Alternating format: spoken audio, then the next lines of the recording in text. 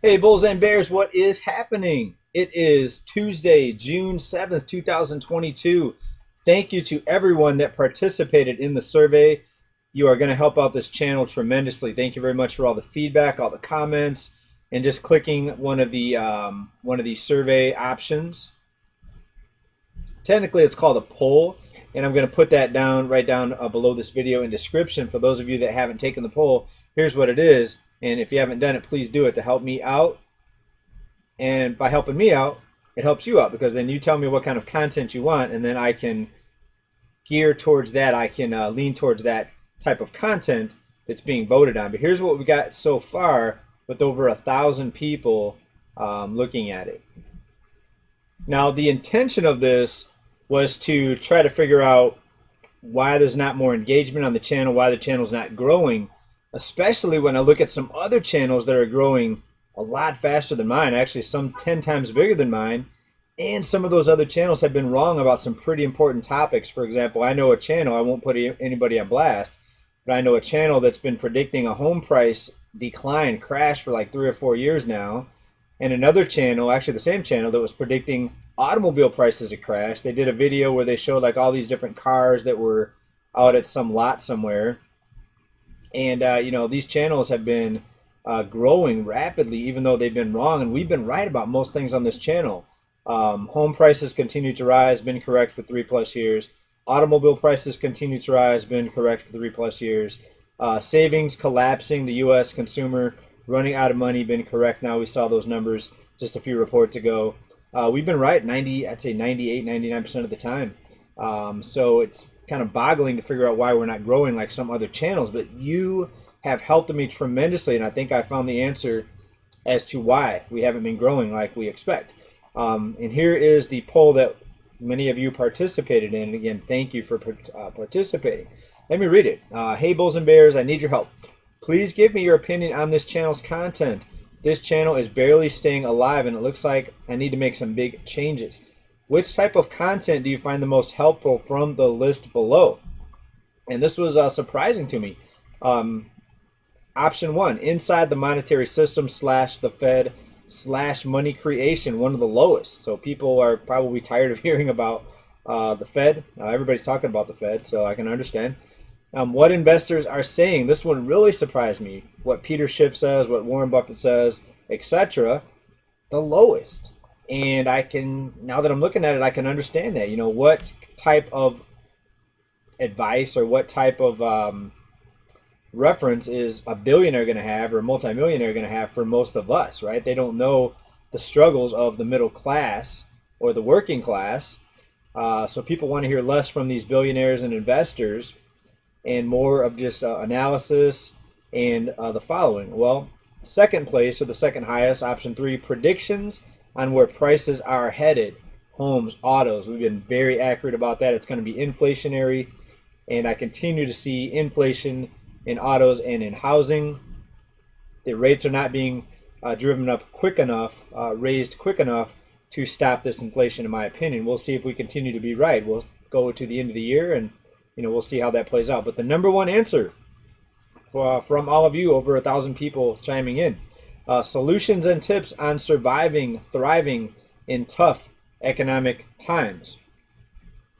Now that just says the word time. I couldn't fit the S in there. I was going back trying to figure out which words to delete to fit the S in there, when you only have so many characters. But that meant to say times. So solutions and tips on surviving and thriving in tough economic times. That was the number one by a long shot. 50% of all respondents, tips and solutions. And that makes sense because what a billionaire thinks is going to happen or what a billionaire thinks doesn't really help us a lot. It may give us a little insight on what's happening in the markets and what the big money, the fund managers, the hedge fund managers, the CEOs, big investors like Buffett, etc.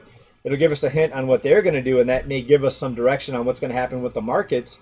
But a lot of them are out of touch with what a lot of people here on this channel need information about. About the first option, money creation, I think it's everybody knows by now, so it's not really anything new. So I can see how that would get kind of repetitive, talking about what the Fed said, what the Fed's going to do, I could see how that would get a little bit old after a while. So maybe that's what I need to change. So yes, let's start talking about more solutions on how to survive and thrive in tough economic times. And I think it is going to be tough for a lot of people. Not everybody. Again, you have those investors, the top 10%, that are going to be doing just fine. And it's going to be the working class, about 70% of all Americans actually living paycheck to paycheck. We see the huge plunge in savings. Now let's go ahead and shift gears a little bit again. Thank you for everybody. Link down below if you haven't put your vote in yet for what you'd like to see more of on this channel. And yes, I will make the necessary adjustments to talk more about real life solutions and how to survive and thrive in tough economic times. I'm going to go back and regroup a little bit and reformat things, and less about the Fed, less about the monetary system. Those are things, they're like the moon. It's out there. You can't control them. You can look at it, but it's not really going to impact what you can do, because the Fed's going to do what the Fed's going to do. Right, well, let's talk about the store closures and the retail apocalypse. And I noticed this recently. I just went to the mall here. This was a couple weeks ago, but I forgot to share it, on how many stores and restaurants closed down in this food court. And this is just one city over from where I'm at. I'm in La Mesa, and this is over in El Cajon. Take a look at this food court at the El Cajon Mall. It's a pretty big mall, Westfield Shopping Center. And I went through and filmed this food court where most, well, not most, let me count them here. It was 4 out of 10 that are empty. This one, I'm not sure what this one was. This looks like this hot dog on a stick place. I remember the colors. The one next to it, that was still open. But here's the one that surprised me at the back. This was a Starbucks. Even Starbucks didn't survive. Right? You know, when Starbucks goes under, there's some problems with this area. Well, maybe not the area, maybe just the people in the area. The customers. People can't afford these $3, $4, $5 coffees, possibly, right?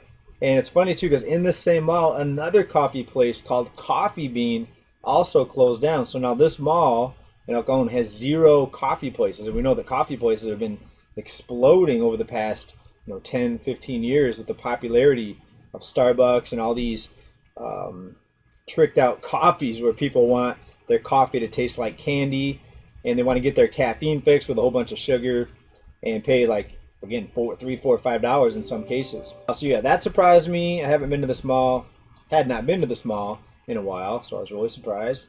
There's another one that's open. There's another one that closed. I think this was a pizza one, but I'm not sure. Can't quite remember. Genghis Khan, looks like Asian food, still open.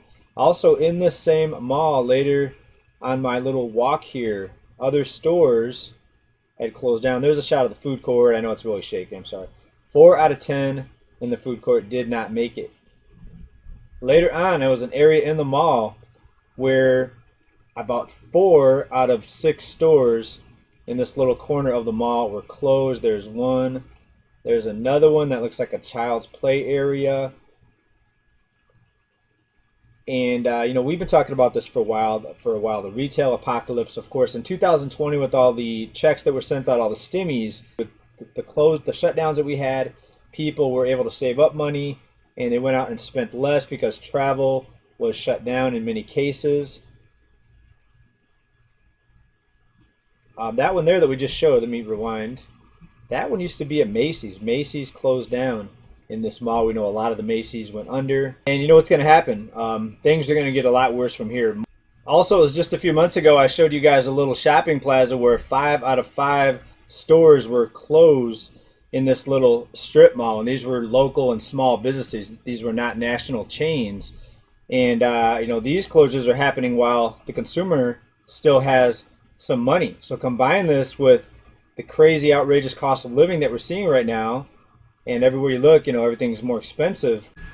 I think we're going to start seeing a consumer bankruptcy storm really unfolding towards the end of this year, and even more stores closing, especially considering that the U.S. economy is about 70% consumer spending. So it's not looking pretty, so continue to brace. What can we do? Me personally, I'm holding back on unnecessary spending as much as possible. Yes, we'll still go to a park sometimes, and we'll still pay money towards entertainment items, but we're not spending hundreds and thousands of dollars. You know, $5 here, $10 there. We're not going to many amusement parks. We used to have a SeaWorld pass, and here in San Diego, we used to have a zoo pass, and hundreds of dollars a year, you know, just on those things. Now, that's me, of course. That may not be for everybody.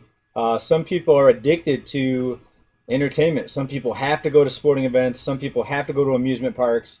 Some people have to go to the movies. Some people have to have Netflix, have to have all these different streaming services. It's almost like an addiction to some people, like coffee. Some people have to have coffee. And if they don't have it, they'll start freaking out, going through withdrawals. Got to go on a roller coaster. Got to go see a movie.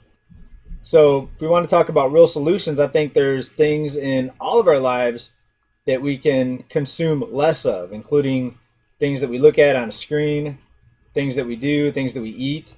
So many people just eat food that's unnecessary, right? And there's a saying out there, don't live to eat to live. All right, so not just from a financial and money saving perspective, but also a health perspective, right? You don't want to be going into an economic recession / depression. Who knows how bad it's going to get? You don't want to be going into that unhealthy and overweight and you know, on all these different medications. You know, you want to be as healthy, as clean as possible, and you know, that way if times really do get hard, your number one tool is going to be yourself. And so we'll talk more about that type of stuff here in future episodes. I'm going to go back and regroup. Thanks to everyone that took the poll and for being here today, for helping out this channel.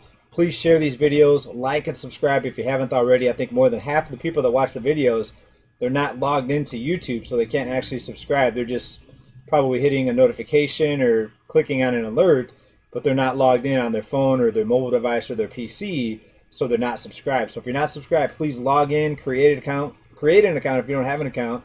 That way you can subscribe if you like the news, the updates that we do here. Thank you very much, everybody. Talk to you very soon. Bye for now. Peace.